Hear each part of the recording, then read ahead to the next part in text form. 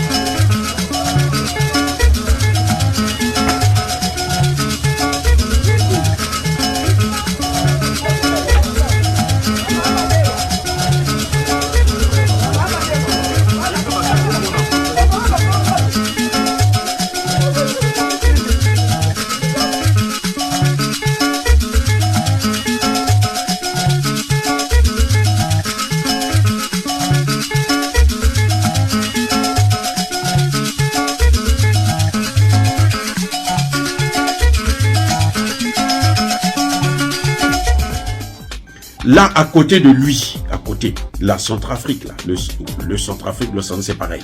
Le Centrafrique, là, a réglé le problème des rebelles en 3 mois.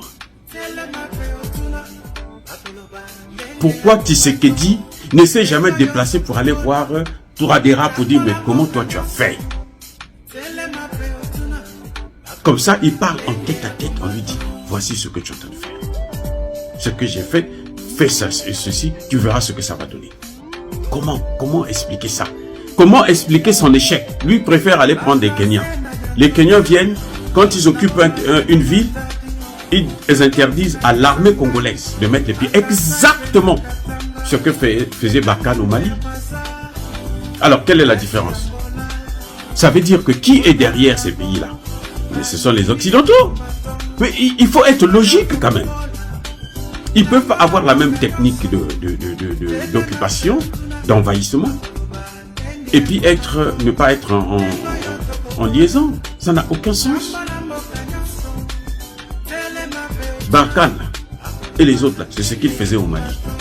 C'est ce qu'ils ont toujours fait au Mali. C'est ce qu'ils sont en train de faire actuellement, au moment où nous parlons. C'est ce que les bases militaires étrangères, américaines, françaises, allemandes et autres, qui sont au Niger, ils font aux militaires nigériens. Ils ont contrôle le sol. Ils disent, il y a des zones là, eux, les militaires du Niger ne peuvent pas y mettre pied. Avec la complicité de Bazoum. Donc, si Tshisekedi voulait régler ce problème, il sait ce qu'il faut faire. Regardez le jeune, son petit frère, sinon son fils, au Burkina Faso. En 3 mois, la situation est en train de changer. Et lui, il a passé 4 ans. Il fait que distraire jusqu'aujourd'hui. Vous savez pourquoi il ne s'assoit pas, il ne reste pas dans son pays? Parce qu'il ne veut pas regarder la souffrance de ce peuple. Vous allez remarquer que les chefs d'État qui prennent les choses au sérieux sortent très rarement de leur pays. C'est le cas de Mangoufou. Vous allez me dire que non, Assimi Goïta, il a Barkhane. Ok, il a plutôt Wagner. Mangoufouli, c'est ce qu'il a fait 5 ans. Il sortait pas n'importe comment. Quand il sortait, c'était en Afrique, surtout dans les pays occidentaux, il n'a pas mis pied dans un seul pays occidental en 5 ans. Assimi Goïta, c'est ce qu'il est en train de faire. Ibrahim Traoré, c'est ce qu'il est en train de faire. Touadéra, c'est pareil. Tu ne peux pas être président. Ton pays a des problèmes. Il est attaqué et tu passes ton temps à rester dehors. C'est parce que tu es en train de les laisser rentrer dans ton pays. Parce que tu n'as pas le courage de regarder en face la souffrance de ce peuple que toi-même, consciemment, tu es en train de leur infliger. C'est ce qu'il dit. c'est un faux rien. Je suis désolé, mais il ne vaut absolument rien. On juge un chef d'État par le résultat. On ne va pas le juger par ses paroles, par ses discours inutiles qu'il va présenter, pleurnicher devant Biden, alors que c'est Biden qui est en train de prendre son diamant. Le résultat est là, Biden a pris tout le coton, 70% du coton de l'humanité. Ça appartient maintenant aux Américains. Alors ça est sur le sol congolais.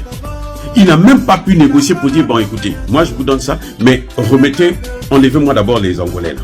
Non, même pas. C'est gratuit, prenez. Parce que c'est un homme de course, c'est un paillasson, c'est une serpillière. Je suis désolé les gars, mais il n'y a pas d'autre mot. Compte un pays, ça fait déjà plus de 10 millions de morts. Les populations congolaises manifestent à Goma tous les jours pour demander à ce qu'il chasse la mission des Nations Unies, qu'il expulse tous ces soldats qu'il a amenés étrangers de l'Afrique de l'Est là. Il insiste, il les garde là. La population dit non, mais ceux-là sont là pour nous tuer. Il continue à les garder là. Il est complice de tout ce monde-là. Il est complice de la situation qu'il y a aujourd'hui au Congo. Tous les mots qu'il sort là, ce sont des mots pour endormir les plus idiots parmi nous. Dire cela, c'est inciter à la haine ou à la violence. Non. Vous devrez connaître la vérité. Et je vous dis, je persiste et je signe.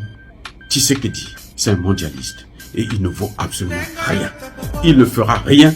Et ne soyez pas surpris d'apprendre plutôt du jour au lendemain que Goma aussi est tombé. Et dès que Goma tombe, ils vont en faire leur base pour occuper déjà toute la région du Kivu. Et puis s'attaquer maintenant au reste du pays, y compris Kinshasa.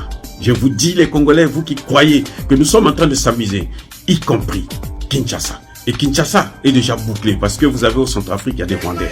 Vous avez au Congo-Brazzaville, il y a des Rwandais qui sont là, qui sont